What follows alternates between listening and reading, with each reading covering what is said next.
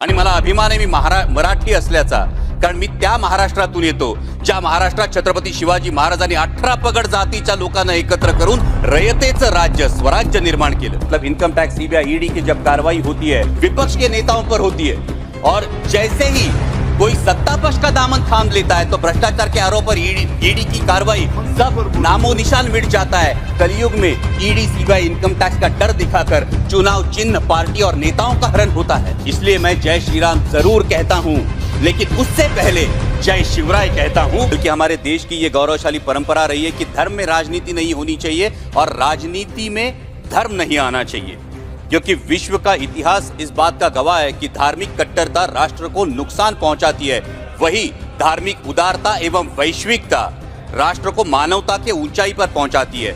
और मुझे गर्व है मेरे हिंदू होने पर कि मेरा हिंदू धर्म इसी उदारता, वैश्विकता और सहिष्णुता की वजह से विश्व में वंदनीय है। आणि मला अभिमान आहे मी मराठी असल्याचा, कारण मी त्या महाराष्ट्रातून येतो ज्या महाराष्ट्रात छत्रपती शिवाजी महाराजांनी 18 पगड जातीच्या लोकांना एकत्र करून रयतेचं राज्य स्वराज्य निर्माण केलं। मी त्या महाराष्ट्रातून येतो ज्या महाराष्ट्रामध्ये चंद्रभागेच्या तीरी 18 पगड जातीच्या वारकरी बांधवांचा वैष्णवांचा मेळा जमतो आणि तो एकाच पांडुरंगाच्या चरणी लीन होतो। मी त्या महाराष्ट्रातून येतो ज्या महाराष्ट्रातून महात्मा फुले, राजर्षी शाहू महाराज, डॉक्टर बाबासाहेब आंबेडकर यांनी रूढींच्या आणि परंपरांच्या आणि कर्मकांडाच्या चौकटी झुगारून मानवतेला अधिष्ठान मिळवून दिलं। अध्यक्ष महोदय, राम मंदिर देश की आस्था का विषय, भक्ति मार्ग का विषय, और भक्ति मार्ग में माध्यम, साधन और साध्य, इन तीन चीजों का बहुत महत्व होता है। जैसे हम पूजा पाठ करते हैं या जाप करते हैं या आरती करते हैं, ये माध्यम हुआ, सामने मूर्ति रखते या फोटो फ्रेम रखते हैं, ये साधन हुआ, और साध्य होता है परमात्मा से आत्मा का संवाद। और इसीलिए राम मंदिर साध्य नहीं है, राम मंदिर साधन है। साध्य होना चाहिए मर्यादा पुरुषोत्तम प्रभु रामचंद्र जी के आदर्शों का अपने जीवन में अनुसरण करना, आचरण करना। प्रभु श्री राम जी एक वचनी, एक बानी, एक पत्नी कहलाते हैं।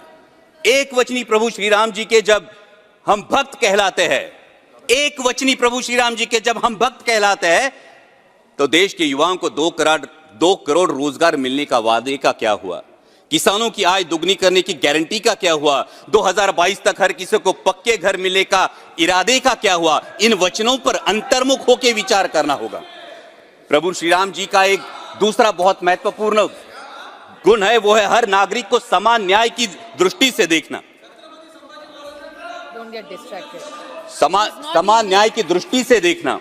लेकिन समस्त देशवासी देख रहे हैं, जब आईस मतलब इनकम टैक्स सीबीआई ईडी की जब कार्रवाई होती है तो सिर्फ सत्ता पक्ष के नहीं, विपक्ष के नेताओं पर, सर 2 मिनट, विपक्ष के नेताओं पर होती है।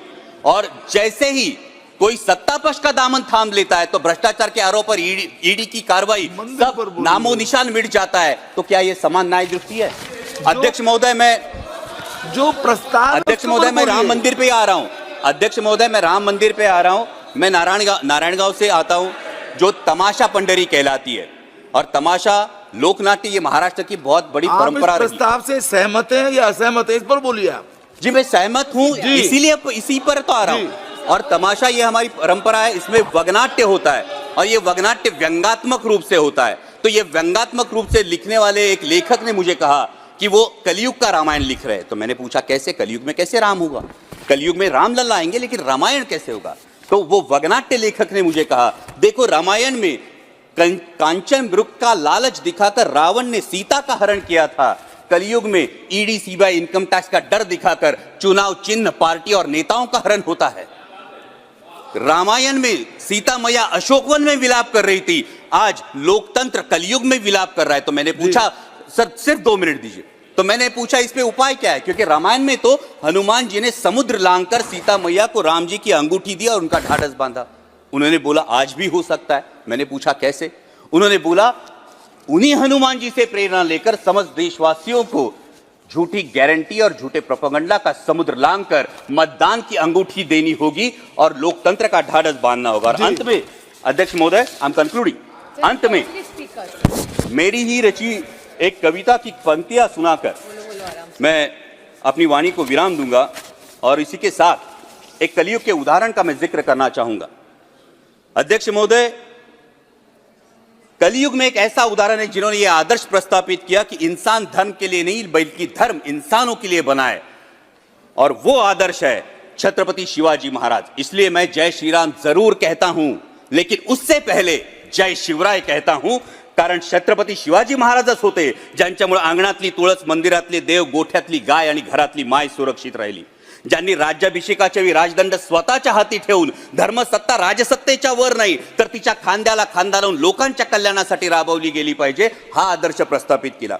उन्हीं छत्रपति शिवाजी महाराज के राज्याभिषेक की 350वीं वर्षगांठ हम मना रहे हैं और संयोगवश माननीय प्रधानमंत्री जी शिव जयंती के अवसर पर मेरे चुनाव क्षेत्र का अभिमान किले शिवनेरी पर आ रहा है। मैं माननीय प्रधानमंत्री जी का तहे दिल से स्वागत करता हूं और साथ ही में बड़ी विनम्रता से उन्हें याद दिलाना चाहता हूं कि आपके करकमलों से रामलला की प्राण प्रतिष्ठा तो हो गई, राम मंदिर का निर्माण तो हो गया, लेकिन अरबी समुद्र में होने वाला छत्रपति शिवाजी महाराज का शिव स्मारक, जिसका जल पूजन आप ही के करकमलों से 24 दिसंबर 2016 में हुआ था, वो अभी भी निर्माण की प्रतीक्षा। सर सिर्फ 2 मिनट दीजिए, सिर्फ 2 मिनट। और इसी के साथ बराबर एक्सटेंड हो रहे हैं। सर उसी शिव स्मारक, एक ही स्पीकर हूं सर, और उसी शिव स्मारक के साथ मेरे चुनाव क्षेत्र शिवनेरी किले के परिसर में शिव संस्कार स्मारक बनाया जाए, जिससे देश के युवाओं को माता और मातृभूमि के लिए सर्वोच्च योगदान की प्रेरणा मिलती रहे। और अंत में मेरी कविता की पंक्तियां सुनाकर मैं अपनी वाणी को विराम दूंगा। मंदिर का निर्माण हुआ, राम लल्ला भी विराजमान हुए। मंदिर का निर्माण हुआ, राम लल्ला भी विराजमान हुए। अब जिम्मेदारी बनती है और सवाल भी उठता है, अब जिम्मेदारी बनती है और सवाल भी उठता है, राम लल्ला तो आ गए, अब राम राज्य कब आएगा? मंदिर में घंटा बजाने से, पूजा अर्चना करने से दिल को सुकून तो मिलेगा, परंतु मेरे देश में राम राज्य कब आएगा? आस्था के विषय पर राजनीतिक रोटियां सेकने से चुनाव प्रचार का मुद्दा तो मिलेगा। आस्था के विषय पर राजनीतिक रोटियां सेकने से चुनाव प्रचार का मुद्दा तो मिलेगा, परंतु मेरे देश में राम राज्य कब आएगा? राम राज्य तो तब आएगा, राम राज्य तो तब आएगा जब धोबी की तरह आम देशवासी की शंका का समाधान होगा, जब आज की शबरी के बेरों का आदर और प्रेम पूर्वक स्वीकार होगा, जब किसान, मजदूर, महिला, हर नागरिक के साथ समान न्याय होगा, किसानों को मेहनत का सही दाम और मेरे हर युवा के हाथ को काम होगा। राम राज्य तो तब आएगा। सर सिर्फ 2 मिनट कंक्लूडिंग सर। राम राज्य तो तब आएगा, राम राज्य तो तब आएगा जब मंदिर पर लहराता भगवा तिरंगे का रंग प्रतीत होगा। दहलीज के बाहर कदम रखते ही राम, रहीम, रॉबर्ट हर कोई सिर्फ भारतीय कहलाएगा। जब प्रत्यंचा